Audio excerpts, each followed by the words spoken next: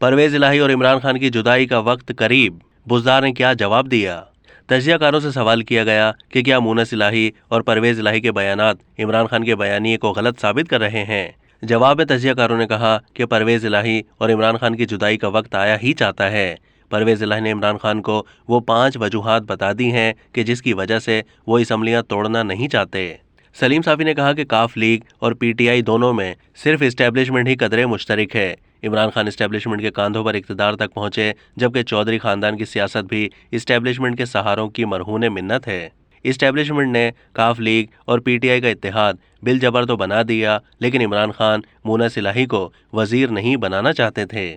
دوسری جانب پاکستان تحریک انصاف کے مرکزی رہنما اور سابق وزیر اعلیٰ پنجاب سردار عثمان بزدار نے وزیر اعلیٰ پرویز الہی کے بیان سے متعلق سوال پر جواب دینے سے گریز کیا۔ لاہور کی احتساب عدالت میں پیشی کے لیے آمد کے موقع پر ایک صحافی نے ان سے سوال کیا کہ پرویز الہی نے کہا ہے کہ عثمان بزدار نے 4 سال ضائع کیے، کوئی کام نہیں کیا۔ سابق وزیر اعلیٰ نے جواب دیا کہ کورٹ کے اندر کوئی سیاسی بیان نہیں دینا چاہتا۔ اب تک کے لیے اتنا ہی۔ مزید معلومات کے لیے ڈیلی جنگ کے یوٹیوب چینل کو سبسکرائب کیجیے۔